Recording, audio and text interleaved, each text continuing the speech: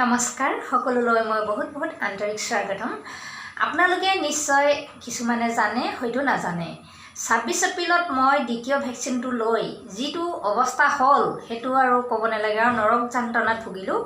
মই বহুত মানে ইফালে ইফালে লৰ মাৰিছোঁ, বহুত ঢেৰ কিবা কিবি কৰিলোঁ, কিন্তু মোৰ সেই ভাগৰ লগাটো, সেই টোপনি ধোৱাটো মানে একদম মানে দুৰ্বল, ভৰি কপা এইবিলাক হিৰে হিৰে টানি ধোৱা কিবা কিবি অন্যান্য বহুত আৰু কিবা কিবি আৰু বুজাবলৈ ভাষা নাই আৰু লগতে মানে এই মানে ভেকচিনটোৱে মোক এনেকুৱা মানে হুৱাই পেলাইছে, উঠিবই মন নাযায়, একদম কাম বন কৰিব মন নাযায়। সেইখিনি আগতো কৈছোঁ আৰু এতিয়াও কৈছোঁ। তাৰ পাছত মই 2 মাহ 24 দিন নৰক যন্ত্ৰণাত ভুগিলোঁ। মোৰ ওচৰত পেচেণ্ট আহে, কেঞ্চাৰ পেচেণ্ট আৰু অন্যান্য পেচেণ্ট আহে, তথাপিতো তেওঁলোকক মই একদম মই নিজেই ৰোগীয়া আৰু সেই ৰোগীয়া শৰীৰে তেওঁলোকক মই তেনেকৈ চিকিৎসা কৰি আছিলোঁ। কিন্তু মই আপোনালোকৰ আগত প্ৰকাশ পোৱা নাছিলোঁ যে মোৰ ইমান বেয়া কণ্ডিশ্যন হৈছে, এইটো কথা মই কোৱা নাছিলোঁ। আৰু তাৰ পাছত মই বহুত জেগাত ঘূৰিলোঁ, বহুত ক'ৰবাত মানে মেডিচিনৰ কাৰণে মানে পৰামৰ্শ ল'লোঁ ছাৰৰ পৰা আৰু বিভিন্ন জেগাৰ পৰা মই পৰামৰ্শ ল'লোঁ, কিন্তু মোৰ বডিটো ভালেই নহৈছে।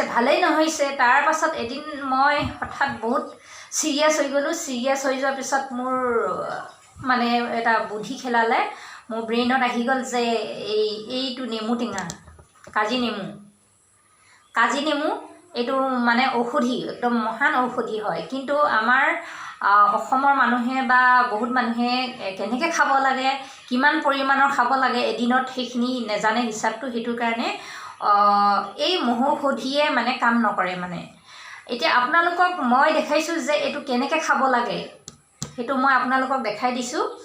আপোনালোকে নিমখটো ল'ব 5 গ্ৰাম জোখৰ, এইটো 5 গ্ৰাম জোখৰ, চামুচখন ইমান ডাঙৰ।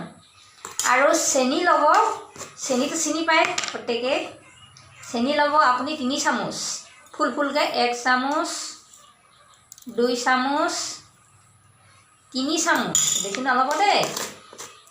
1 গিলাচ পানী, এইটো গিলাচে মানে ফুলকৈ 1 গিলাচ হৈ গ'ল।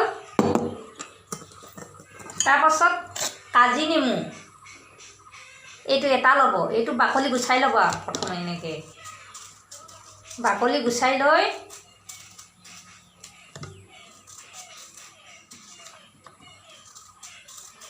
গুচাই লৈ একদম ধুনীয়াকৈ এই পানীৰ লগত পূৰা মানে ৰসখিনি উলিয়াই দিব। এই মহৌষধিটো খোৱাৰ নিয়মসমূহ হৈছে, খানা খোৱাৰ পিছত, খালী পেটত নহয়, খানা খোৱাৰ পিছত 2 ঘণ্টা 1 ঘণ্টা পিছত, যদি আপোনাৰ গাটো বেছি বেয়া থাকে তেতিয়াহ'লে আপোনাৰ দিনত 2 টাইম খাব। যদি গাটো অকণমান বেয়া লাগি থাকে তেতিয়া আপুনি 1 টাইম খালে হৈ যায় দিনত। আৰু কি লাগিছে, এইবিলাকেই এই প্ৰকৃতিকৰ পৰা যিখিনি আমি ডাইৰেক্ট পাওঁ সেইখিনিয়ে আমাৰ প্ৰধান মহৌষধ। আমি বেলেগত বিচাৰি যাব নালাগে, নিজৰ ঘৰতে পোৱা যায়।